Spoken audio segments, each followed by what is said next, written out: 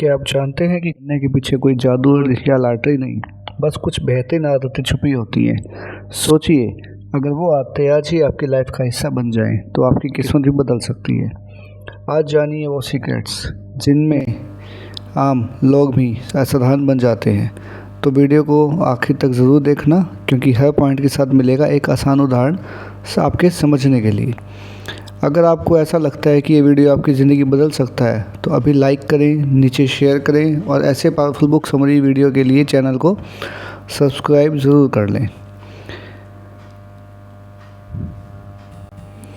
दोस्तों, आज मैं आपको सक्सेस हैबिट्स बुक का समरी सुनाने जा रहा हूँ, जिसमें आपको महत्वपूर्ण पॉइंट्स एक आसान और जीवन से जुड़ा उदाहरण जोड़ा गया है, ताकि आप लोगों को सबको आसानी से समझ में आ सके। सबसे पहला पॉइंट इसमें आता है कि अपने वाई को जानिए। आपको कुछ भी करना है तो क्यों करना है। जब तक यह स्पष्ट नहीं है कि किसी चीज़ को क्यों करना है, और तब तक उस दिशा में दिल लगाकर काम नहीं होता। चलिए इसको एक उदाहरण के ज़रिए समझते हैं। एक लड़का है राहुल, एक साधारण ऑफिस जॉब करता है। उसने खुद से पूछा, मैं करोड़पति क्यों बनना चाहता हूँ। शुरुआत में तो उसे जवाब मिला, पैसा कमाना है। पर जब उसने बार बार गहराई से यह सवाल पूछा, तो उसे एहसास हुआ कि उसका असली मकसद अपने माता पिता को बेहतर ज़िंदगी देना और अनाथ बच्चों की मदद करना है। अब वनेवर वह थकता था, जब भी उसे थकावट होती थी या निराश होता था, तो ये कारण उसे आगे बढ़ने की एनर्जी देता था। दूसरा पॉइंट है बेटा कि अपने अंदर के विलन यानी सेल्फ डाउट को पहचाने।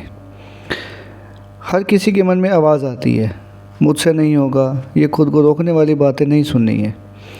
एग्जाम्पल के जरिए समझते हैं कि रीना एक लड़की है जो हर बार इंटरव्यू से पहले कंफ्यूज हो जाती थी। सेल्फ डाउट होता था, उसको लगता था कि क्या मैं काबिल हूँ, क्या मुझ में वो एबिलिटी है, क्या मुझ में वो टैलेंट है।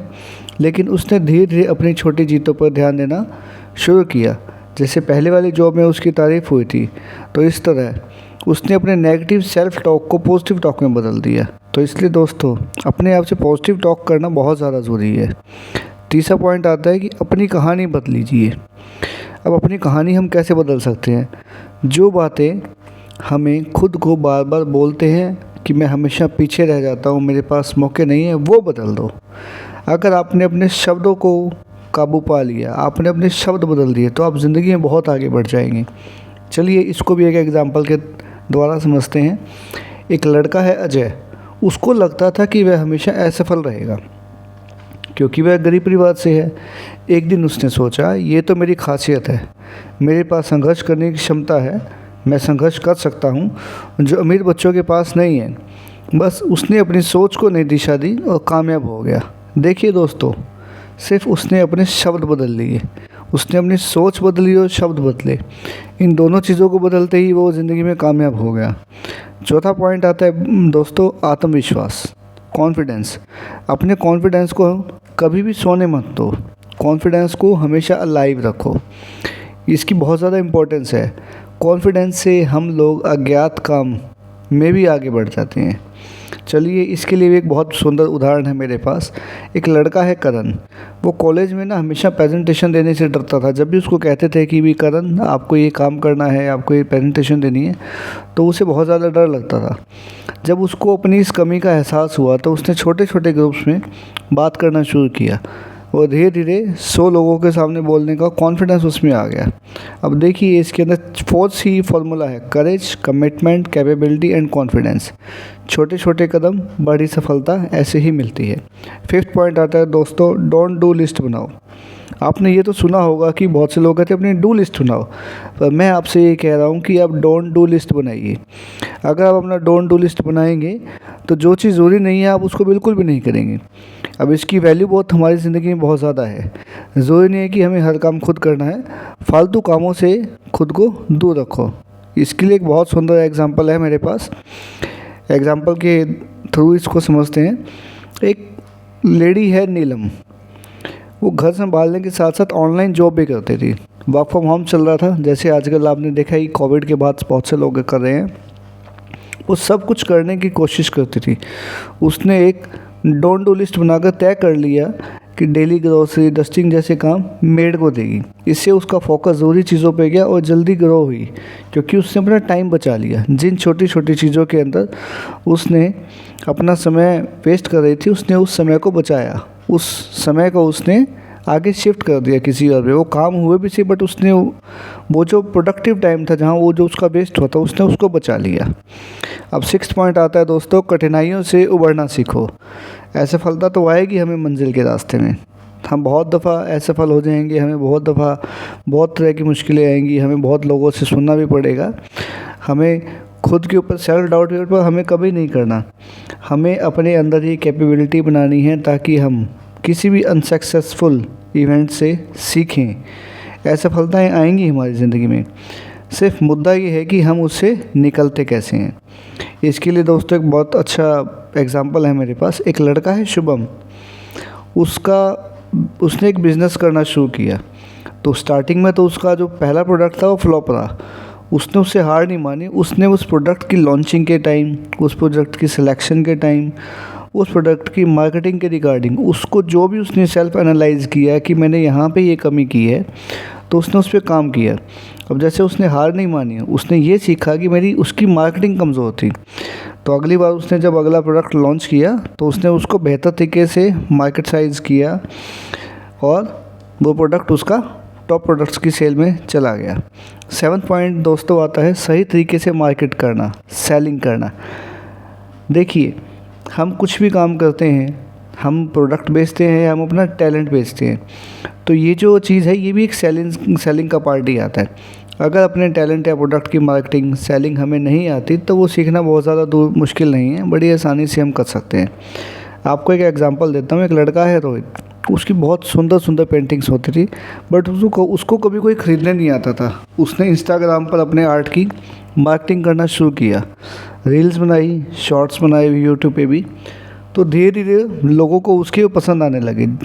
उसकी जो कलाकारी थी, जो उसकी पेंटिंग से लोगों को पसंद आने लगी। तो लोगों ने आके उसको वहाँ पे लाइक करना शुरू किया। पहले तो सोशल मीडिया वेबसाइट्स पे, फिर उसकी बाद में डिमांड आने लग गई।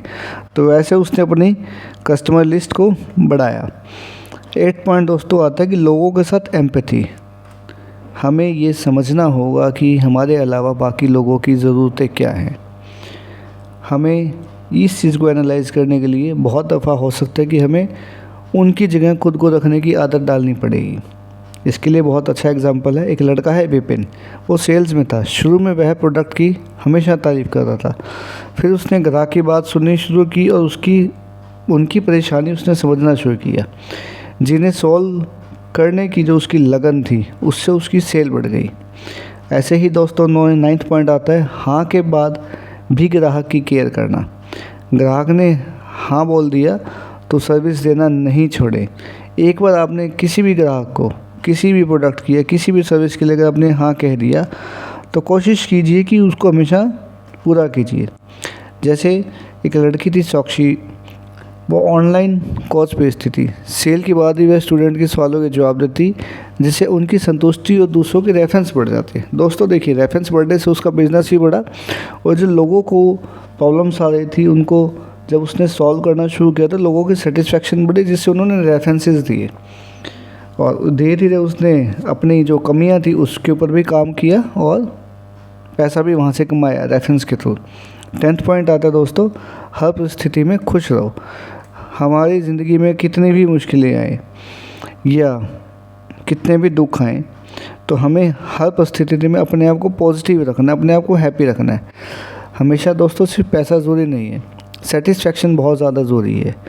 एक लड़की थी मनीषा, उसकी सैलरी नहीं बढ़ रही थी, लेकिन उसने खुद के हुनर में सुधार किया, फिटनेस पे ध्यान दिया। 2 महीने में अपने काम से खुश और एनर्जेटिक हो गई।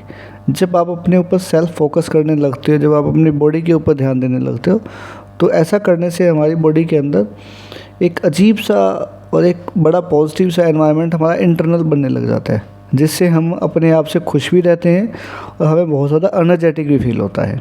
दोस्तों 11वां पॉइंट है मेरे पास, वो है कि छोटे छोटे सक्सेस हैक्स, छोटे रूटीन और सिस्टम्स आपकी लाइफ बदल सकते हैं। अगर आप अपनी ज़िंदगी के अंदर अपनी आदतें बदलेंगे, छोटी छोटी चीज़ें बदलेंगे, तो इससे आपकी ज़िंदगी बदल जाएगी। एग्ज़ाम्पल के लिए आपको बताता हूँ कि संदीप एक लड़का है जिसने हर दिन सुबह 10 मिनट तक बुक पढ़ना शुरू किया, जिससे 1 साल में उसने 15 किताबें पढ़ डाली। दोस्तों अगर देखिए, अगर वो शुरू ही ना करता तो वो 15 किताबें नहीं पढ़ पाता। उसने अपनी एक हैबिट बनाई, कंसिस्टेंसी दे दिया उसके अंदर, और डेली 10 मिनट तक उसने बुक पढ़ने के ऊपर जोर दिया। तो दोस्तों ऐसा करते करते उसने 1 साल में 15 किताबें भी पढ़ी, और उन किताबों से ज़िंदगी में आगे बढ़ना कैसे, उसकी रिगार्डिंग उसने कुछ सीखा भी सही। अब दोस्तों 12th पॉइंट आता है इसके अंदर, लर्न एंड डू का नियम। ये बहुत एक साधारण सा नियम है, सिंपल सी चीज़ है। आपने ज़िंदगी में जो भी चीज़ लर्न की है, सीखा है, उसे करो, डू, एक्शन में लेके आओ, उसको करो। एग्ज़ाम्पल के लिए आपको एक बता रहा हूँ कि एक लड़का है अरविंद, वो बार बार ऑनलाइन कोर्स करता था पर कभी उस पर अमल नहीं करता था, उसने कभी उसको इम्प्लीमेंट नहीं किया। इस बार इस लड़के ने जो कोर्स किया, उसने जब उसको जैसे ही इम्प्लीमेंट किया तो उसको रिज़ल्ट मिलने शुरू हो गए। 13 पॉइंट आता है दोस्तों, प्रोडक्टिव, लक्ष्य और टाइम मैनेजमेंट। जितने भी हमारे पास डिस्ट्रैक्शंस आए, हमें उसके बीच में फोकस रहना बहुत ज़रूरी है। आपको एग्जांपल देता हूँ कि एक लड़का है आशीष। आशीष ने 2 घंटे का नो डिस्ट्रैक्शन टाइम फिक्स किया है और फ़ोन साइड में रखकर सिर्फ अपने गोल्स पर काम किया। अब जो टाइम वो फ़ोन पे रील्स देखने में या इधर उधर शॉर्ट्स देखने में वेस्ट कर रहा था, उसने गोल्स पे फोकस किया, जिसके उसके रिज़ल्ट बढ़ गए। इन आसान उदाहरणों के साथ मिलियनेयर सक्सेस हैबिट्स के हर अहम पॉइंट्स को समझना और उसे जीवन में लागू करना आसान हो जाएगा। समझने में बहुत आसानी आती है दोस्तों, अगर हम किसी भी बुक की समरी को अगर हम सुनते हैं और साथ में एग्जांपल्स के साथ सुनते हैं, तो हमें बहुत ज़्यादा उसको सीखने में भी मदद मिलती है, हम ज़िंदगी में बहुत आगे भी बढ़ पाते हैं। अगर दोस्तों मेरा ये वीडियो आपको पसंद आया हो तो उसे लाइक कीजिए और उसको सब्सक्राइब कीजिए मेरे चैनल को। धन्यवाद। क्यों? तो कोई नहीं, ऐसे क्या कहता है, ठंड लगने लगती है ऐसी।